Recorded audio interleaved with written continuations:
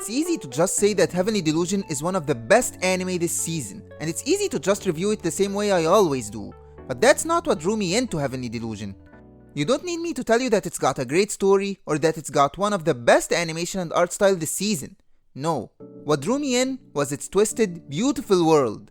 A rundown, vegetated Japan where civilization broke down and people reverted back to either becoming bandits and thieves or living in tribes. And although some of its inhabitants try to restore it to its glory days, their motives are not necessarily for the benefits of others. It's this world and the people that we follow is what made Heavenly Delusion for me, and it's time to go in depth into why I love it so much.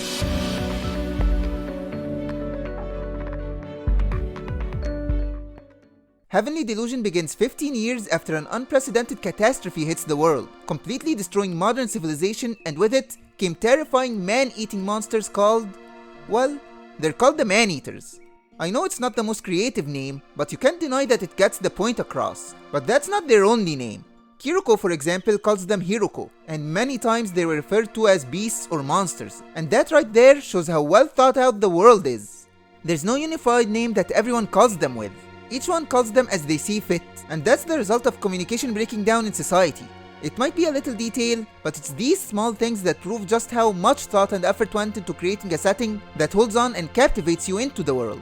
It would have been easy to just give them a single name that everyone calls them with and call it a day, but thankfully, that's not what happened, and throughout the story, we follow Kiriko and Maru kill the Hiroko they encounter as they explore Japan, until they reach their target destination, which brings us to the second thing I love about the world. But before that, I've got to come clean. I've got a little bias towards Japan.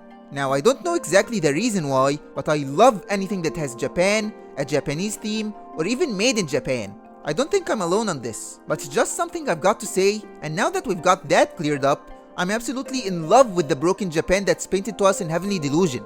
Abandoned houses where survivors occupy as they travel searching for resources, flooded towns that have become infested with alligators and crocodiles, wildlife moving into abandoned subways, and people forming tribes to suit their desires and needs, like one where they all just get high, or one where men are treated like cattle.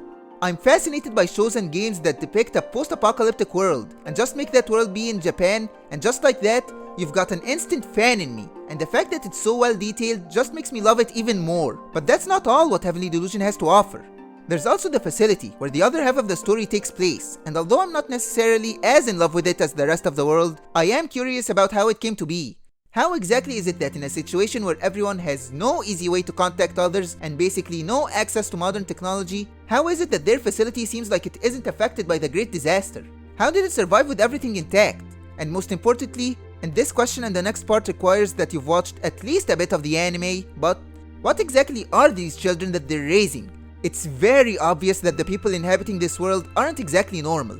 We've got Maru with his weird ability to kill a Hiroko by reaching into its heart, and somehow, he's got the most OP anime ability of all time that only a chosen few have. The magical ability to regrow lost teeth. There's also the children in the facility with their weird physical structure, like Mimi Hime's ears or Taka's extraordinary athleticism. If there's one thing that Heavenly Delusion is a master of, it's the ability to set up a mystery. It's always got you on your toes. With 1 minute you think you've got it all figured out, just for the next scene to turn everything on its head, leaving you with more questions than answers. And at the time of recording this video, there's still no news on whether there will be a season 2 or not. But I really need a season 2. The anime ended on what I wouldn't necessarily call a cliffhanger, but it left us, or at least me, questioning everything I knew about the world. I've got to give props to Heavenly Delusion's mangaka Masakazu Ishiguro and the beautifully twisted world he created.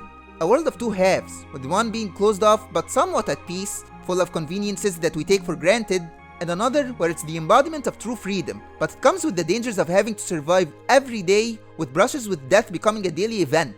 It's a world where people on both sides long for the other. It's a brilliantly executed duality.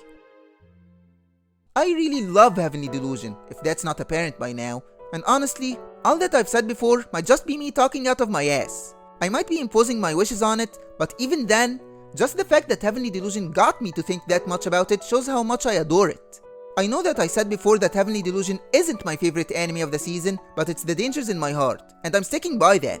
But that doesn't mean I love it any less. Heavenly Delusion these past 3 months changed from something I've never even heard of to one of my favorite anime this year. I know that I talked your ears off, but thank you guys for sticking with me for this long. And if you liked the video, Then let me know and subscribe. And with that, it's time to call it a day. So, this has been AniO, and until next time, matane.